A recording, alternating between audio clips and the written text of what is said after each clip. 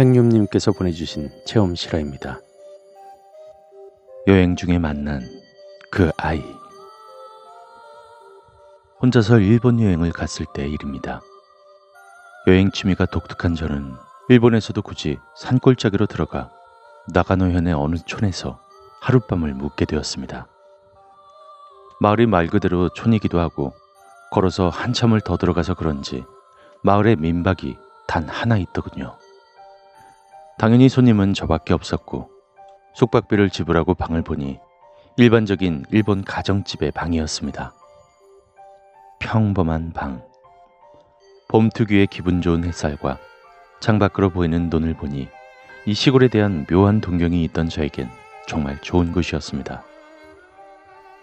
다만 한 가지 거슬렸던 게 민박 입구 여기저기에 부적이 덕지덕지 붙어 있었습니다. 이상한 느낌이 들기도 했지만 부적이 단순히 귀신만 쫓으려고 있는 건 아니니까 하고 넘어갔습니다. 애초에 그토록 원하던 레알 시골이 눈앞에 있는데 뭔들 신경 썼겠습니까? 낮 동안 열심히 걸으며 시골의 정취를 느끼다 보니 이 산골짜기의 특성상 해가 빨리 저물어 저는 숙소로 돌아오게 되었습니다.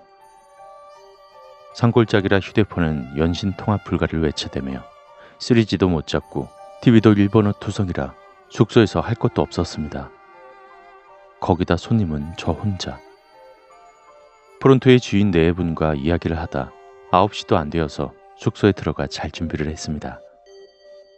이불을 깔고 불을 끄고 자리에 누워서 하루를 정리하며 잠에 들 때쯤 방문 쪽에서 소리가 들렸습니다. 민박집 주인인가 싶어 일어나 문을 열어보니 아무도 없었습니다. 저는 괜히 80년대 뻔한 공포영화가 생각나 오싹해져서 냉큼 문을 닫고 다시 자리에 누웠습니다. 그런데 잠들 때쯤 다시 들리는 소리. 역시나 라고 해야 하나요? 문 밖엔 아무도 없었습니다. 무슨 공포영화 같은 전개냐며 무서운 생각도 들었지만 일단 저 소리 때문에 잠을 깨버린지라 조금 신경이 예민해졌습니다.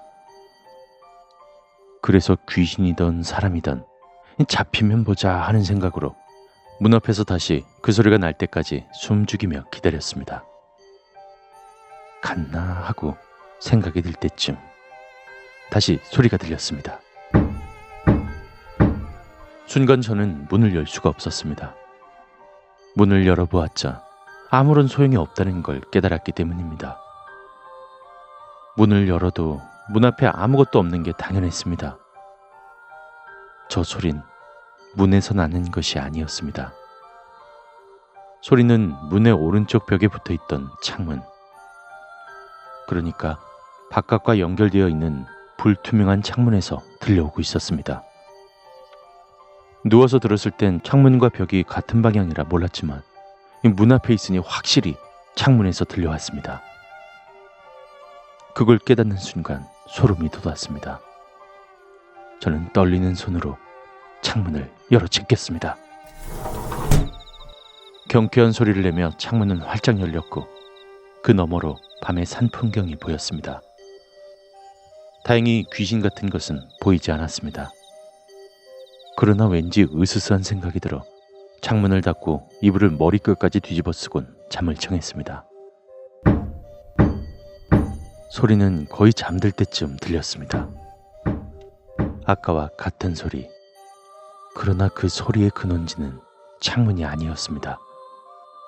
아까와는 달리 TV가 놓여있던 장식장 부근에서 그 소리가 끊임없이 들려왔습니다.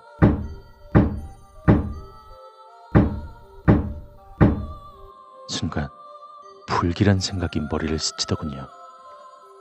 들어왔다.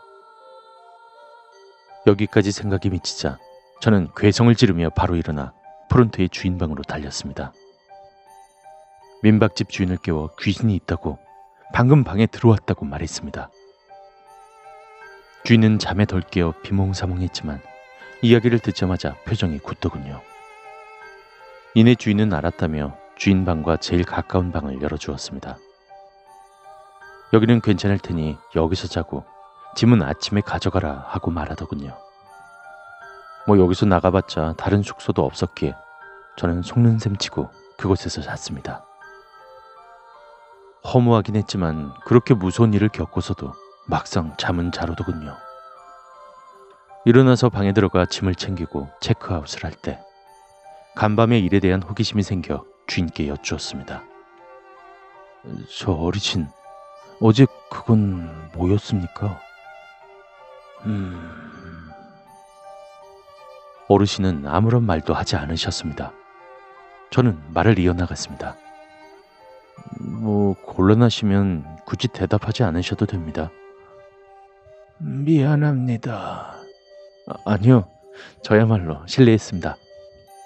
뭔가 찜찜했지만 어르신의 표정이 단호해 보였기에 포기하고 민박집을 나섰습니다. 주인 네 분은 민박집 밖까지 배웅해 주셨습니다.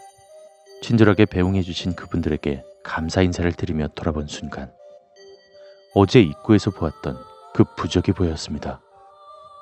순간 직감적으로 떠오른 생각이 있어 주인분께 다시 질문했습니다.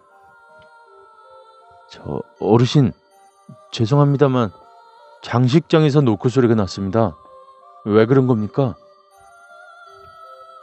주인은 잠시 생각하시더니 말없이 손가락으로 입구를 가리켰습니다. 손가락 끝을 따라가니 흰색 종이에 빨간 글씨가 보였습니다. 어제 보았던 부적이었습니다. 장식장 뒤에 있던 부적, 그리고 그곳에서 들리던 소리, 뭔가 알 것 같았습니다. 아, 역시. 제가 그걸 보고 있는 걸 확인한 뒤, 역시. 제가 그걸 보고 있는 걸 확인한 뒤 쥐는 짧게 덧붙였습니다. 그건 노크 소리가 아닙니다. 네? 어리둥절해하는 저를 보며 그는 말을 이었습니다. 그 아이는 팔이 없어요.